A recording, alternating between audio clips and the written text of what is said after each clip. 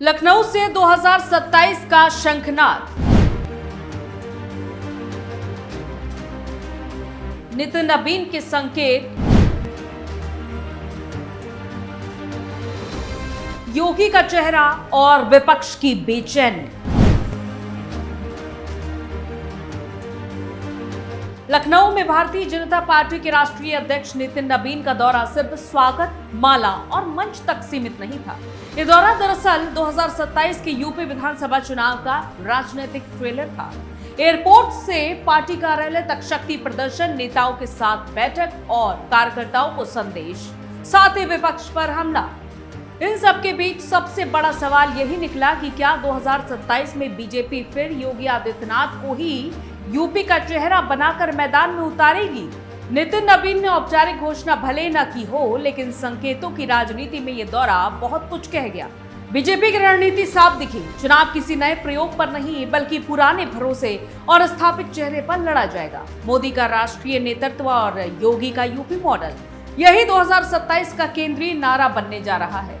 नबीन का यह कहना है कि अब समय प्रधानमंत्री नरेंद्र मोदी और मुख्यमंत्री योगी आदित्यनाथ का है। एक सामान्य भाषण की लाइन नहीं थी, ये संगठन की तरफ से कार्यकर्ताओं को दिया गया संदेश था कि भ्रम में मत रहिए। लाइन वही है, दिल्ली में मोदी, यूपी में योगी। विपक्ष जिस सवाल को हवा देने की कोशिश कर रहा था कि बीजेपी में यूपी को लेकर अंदरूनी असमंजस है, उस पर नबीन ने लगभग राजनीतिक फुल स्टॉप लगा दिया। विपक्ष को शायद उम्मीद थी कि बीजेपी किसी चेहरे को लेकर दुविधा में दिखेगी, लेकिन लखनऊ से संदेश गया कि बीजेपी के पास चेहरा भी है, मॉडल भी है और चुनावी कथा भी। विपक्ष अभी गठबंधन की गणित में व्यस्त है, जबकि बीजेपी बूथ की केमिस्ट्री पर काम भी शुरू कर चुकी है। नबीन ने विधायकों और सांसदों को जो चेतावनी दी, वो भी बहुत महत्वपूर्ण है। उन्होंने साफ कहा कि सिर्फ लखनऊ में बैठकर पोस्टर लगाकर या सोशल मीडिया पर अपनी फोटो चमकाकर टिकट नहीं मिलेगा। जनता के बीच जाना होगा, बूथ तक जाना होगा, कार्यकर्ताओं से रिश्ता मजबूत करना होगा। यानी बीजेपी अब ये संकेत दे रही है कि 2027 में टिकट का आधार सिफारिश नहीं, परफॉर्मेंस होगा। ये उन नेताओं के लिए सीधी चेतावनी है जो चुनाव जीतने के बाद जनता से दूर और राजधानी की राजनीति के करीब होते जाते हैं। और यहाँ बीजेपी की रणनीति दो स्तरों पर काम करती दिखती है। पहला, ऊपर से मोदी योगी का भरोसेमंद चेहरा। दूसरा, नीचे तक संगठन की मशीनरी।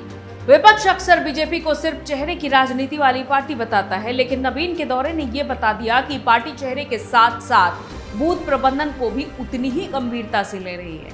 विपक्ष अगर सिर्फ जाति समीकरणों की कैलकुलेटर लेकर बैठेगा तो बीजेपी गांव-गांव में लाभार्थी, कानून व्यवस्था और विकास की कॉपी लेकर जाएगी। विपक्ष पर नबीन का हमला भी इसी चुनावी फ्रेम का ही हिस्सा है। उन्होंने 2017 से पहले के यूपी को माफिया राज और अराजकता का दौर बताया, जबकि योगी सरकार को कानून व्यवस्था का मॉडल बताया। आज आपके उस 2017 के पहले का उत्तर प्रदेश की जरूर चर्चा करना चाहूंगा मित्रों। जिस उत्तर प्रदेश ने केवल भ्रष्टाचार देखा हो, तुष्टीकरण की राजनीति देखी हो, परिवारवाद के जहद को देखा हो, और कह सकते हैं अभी बहुत अच्छा हमारे प्रदेश अध्यक्ष कर रहे थे। मैं तो कहता था कि उत्तर प्रदेश में छत्रपों का राज रहता था। हर क्षेत्र का एक छत्रप होता था, वही सत्ता चलाता था। लखनऊ में बैठा हुआ मुख्यमंत्री एक अलग सरकार चलाता था और छत्रप अलग सरकार चलाता। ये वो नैरेटिव है जिसने 2017 और 2022 में बीजेपी को फायदा दिया था। पहले डर था, अब सुरक्षा है। विपक्ष से अतिशयोक्ति कह सकता है, लेकिन बीजेपी जानती है कि कानून व्यवस्था यूपी की राजनीति में सिर्फ मुद्दा नहीं, भावनात्मक स्मृति भी है। आम वोटर को ये याद दिलाना कि पहले क्या था और अब क्या है, बीजेपी की सबसे मजबूत चुनावी लाइन बन सकती है। विपक्ष की तो हालत यही है कि कभी पीडीए का पोस्टर निकलता है, कभी ब्राह्मण सम्मेलन की तैयारी होती है, कभी अल्पसंख्यक वोट बैंक की चिंता दिखाई देती है और कभी बीजेपी के अंदर दरार खोलने का अभियान चलने पड़ता है। यानी विपक्ष की राजनीति का हाल उस छात्र जैसा है जो परीक्षा से पहले किताब बदलता रहता है, लेकिन बीजेपी ने सिलेबस तय कर दिया है। मोदी योगी विकास, कानून व्यवस्था और लाभार्थी वर्ग। अब बड़ा सवाल क्या होगा? बड़ा सवाल यह है कि क्या योगी आदित्यनाथ 2027 में बीजेपी के सीएम फेस होंगे? राजनीति में औपचारिक घोषणा अक्सर आखिरी समय पर होती है, लेकिन संकेत कई बार घोषणा से ज्यादा ताकतवर होते हैं।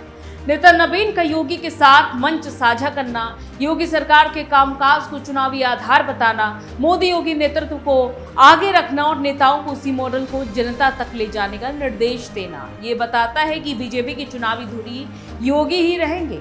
पार्टी शायद सीएम फेस शब्द का इस्तेमाल ना करे, लेकिन मैदान में लड़ाई योगी मॉडल बनाम विपक्षी मॉडल के रूप में ही की जाएगी। और इस दौरे का एक यूनिक एंगल ये भी है कि बीजेपी ने 2027 की लड़ाई को सिर्फ सत्ता वापसी की लड़ाई नहीं, बल्कि संगठन की सफाई और अनुशासन की लड़ाई भी बना दिया है। नबीन ने नेताओं को समझा दिया कि जनता से कटे हुए चेहरों के लिए 2027 आसान नहीं होगा। यानी बीजेपी अपने ही घर में ये संदेश दे रही है कि काम देखेगा तभी नाम टिकेगा। विपक्ष के लिए ये चिंता की बात हो सकती है, क्योंकि बीजेपी अगर कमजोर सीटों पर समय रहते सुधार कर लेती है तो चुनावी मुकाबला और कठिन हो जाएगा। नितिन नबीन का लखनऊ दौरा इसलिए भी खास है क्योंकि ये सिर्फ भाषण नहीं है, चुनावी रोड मैप था। इसमें कार्यकर्ताओं को ऊर्जा, नेताओं को चेतावनी, विपक्ष को जवाब और जनता को संकेत, चारों बातें मौजूद थी। बीजेपी ने बता दिया कि 2027 में वो बचाव की मुद्रा में नहीं, आक्रामक तैयारी के साथ उतरेगी। विपक्ष जातीय समीकरणों, नाराजगी और एंटी इनकमेंसी की उम्मीद लगाए बैठा है, लेकिन बीजेपी ने जवाब में Modi Yogi model, booth management और कानून व्यवस्था की कथा रख दी है।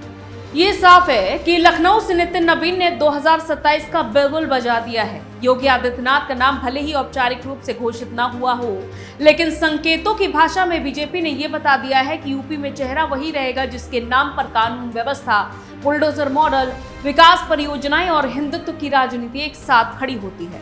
विपक्ष के लिए संदेश सीधा है, सिर्फ नारे बदलने से सत्ता नहीं बदलती, जमीन पर संगठन, जनता में भरोसा और नेतृत्व में स्पष्टता चाहिए। फिलहाल बीजेपी यही दिखाना चाहती है कि उनके पास तीनों है, मोदी का चेहरा, योगी का मॉडल और बूथ तक फैला संगठन। आपको ये वीडियो कैसा लगा, अपनी राय कमेंट बॉक्स में जरूर लिखिएगा, और अगर आपको ये वीडियो अच्छा लगा हो तो इस वीडियो को ज्यादा से ज्यादा शेयर करिए, लाइक करिए और चैनल को सब्सक्राइब करना मत भूलिए। नमस्कार।